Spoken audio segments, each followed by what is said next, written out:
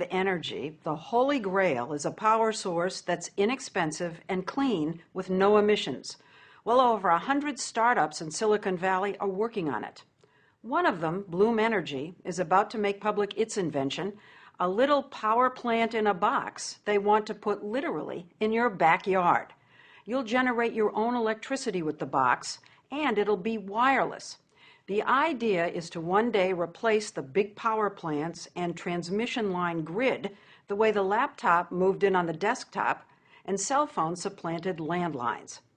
It has a lot of smart people believing and buzzing, even though the company has been unusually secretive until now. K.R. Schroeder invited us for a first look at the innards of the Bloom box that he's been toiling on for nearly a decade. What could this power? This could power a U.S. home. Average United States house? home. Entire house, 24/7, 365. Something that small? The way we make it is in 2 blocks. This is a European home. The 2 put together is a U.S. home. Because we use twice as much energy? Yeah, is that what and this will power 4 Asian homes. So 4 homes in India, your Absolutely. native country. 4 to 6 homes in our country. It sounds awfully dazzling. It is real. It works. He says he knows it works because he originally invented a similar device for NASA. He really is a rocket scientist. This invention working on Mars would have allowed the NASA administrator to pick up a phone and say, Mr. President, we know how to produce oxygen on Mars. So this was going to produce oxygen so people could actually live on Mars? Absolutely. When NASA scrapped that Mars mission, K.R. had an idea. He reversed his Mars machine, so instead of making oxygen, he pumped oxygen in. He invented a new kind of fuel cell, which is like a very skinny battery that always runs. K.R. feeds oxygen to it on one side and fuel on the other. The two combine within the cell to create a chemical reaction that produces electricity. No need for burning or combustion. No need for power lines from an outside source. In October 2001, he managed to get a meeting with John Doerr from the big Silicon Valley venture capital firm Kleiner Perkins. How much do you think I need to come up with the next big thing?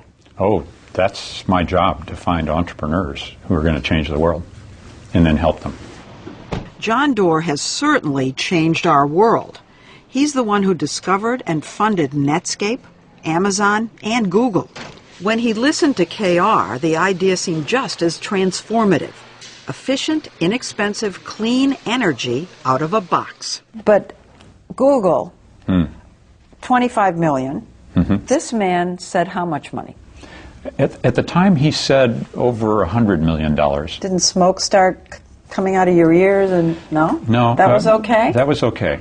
So nothing he said scared you? Oh, I wasn't at all sure it could be done. But there was a selling point. Clean energy was an emerging market worth gazillions. I like to say that the new energy technologies could be the largest economic opportunity of the 21st century. Was this your very first Clean energy investment? Yeah. This was the very first. Many followed, and the clean tech revolution in Silicon Valley was off and running, with startups that produce thin, flexible solar panels, harness wind with giant balloons, or develop new fuels from algae. But Bloom is among the most expensive. I heard actually so far, not just from Kleiner Perkins, but total $400 million. You're in the ballpark. With that kind of money comes a lot of buzz. In Silicon Valley, every time a company raises over $100 million and they haven't come out with a product yet, everybody starts getting the heebie-jeebies. Michael Kanellis is the editor-in-chief of the website Green Tech Media. You're very skeptical. I can see this, obviously. I'm skeptical, I'm hopeful, but I'm skeptical because people have tried fuel cells for, since the 1830s. Yeah. And they're great ideas, right? Just producing energy at an instant. But they're not easy. They're like the divas of industrial equipment. You have to put platinum inside there. You've got to put zirconium. The little plates inside have to work not just for an hour or a day, but they have to work for 30 years, nonstop. And then the box has to be cheap to make. One thing stoking his skepticism, K.R.'s been hyper-secretive. No sign on his building, a cryptic website, and no public progress reports. Given the stealthiness, we were surprised when KR showed us for the very first time how he makes the secret sauce of his fuel cell on the cheap. Actually, I feel like I'm on a cooking show. You're Martha Stewart. Absolutely. So let's take that cooking analogy. Okay. Start with the flour. The flour. Okay? What is that? That is beach sand. It's beach sand? Ocean beaches in multiple continents has this material in abundance.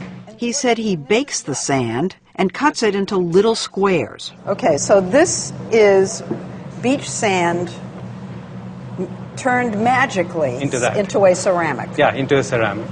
And then he coats it with green and black inks that he developed. Okay, is it a secret formula? There is a secret formula. Okay. And you take that and you apply that, you paint that on either side of this white ceramic to get a green layer and a black layer.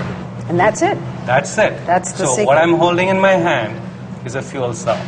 This is the fuel cell? This is the fuel cell. Skinny, and this will generate power. This will generate power.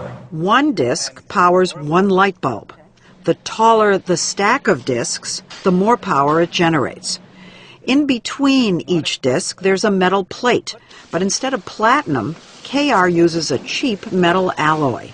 The stacks are the heart of the Bloom box. Put 64 of them together, and you get something big enough to power, say, a Starbucks. So this is it? KR offered to give me a sneak peek inside the Bloom box. Nobody has seen this before. Are you going to let me look inside? Absolutely. Okay. Why not? This is... So, go ahead. Here we go. Okay. Oh. All those modules that we saw go into this big box. Fuel goes in, air goes in, out comes electricity. Is the Bloom box intended to get rid of the grid? The Bloom box is intended to replace the grid for its customers. It's cheaper than the grid. It's cleaner than the grid. Now, won't the utility companies see this as a threat and try to crush Bloom? No, I think the utility companies will see this as a solution. All they need to do is buy Bloom boxes, put them in the substation or the neighborhood, and sell that electricity. And they'll buy these boxes? They buy nuclear power plants. They buy gas turbines from General Electric. To make power, you still need fuel. Many past fuel cells failed because they needed expensive pure hydrogen. Not this box. Our system can use fossil fuels, like natural gas. Our system can use renewable fuels, like landfill gas, biogas. Solar? We can use solar. You know, it's very difficult for us to come in here and make an evaluation. How are we supposed to know whether what you're saying is true? Why didn't we talk to our first customers? He already has customers. 20 large, well-known companies have quietly bought and are testing Bloom boxes in California. Like FedEx. We were at their hub in Oakland the day Bloom installed their boxes, each one costing $700,000 to $800,000. One reason the companies have signed up is that in California, 20% of the cost is subsidized by the state, and there's a 30% federal tax break because it's a green technology. In other words, the price is cut in half. We have FedEx, we have Walmart. Yeah, yes. Walmart? Absolutely. Staples? Staples. So who was the first?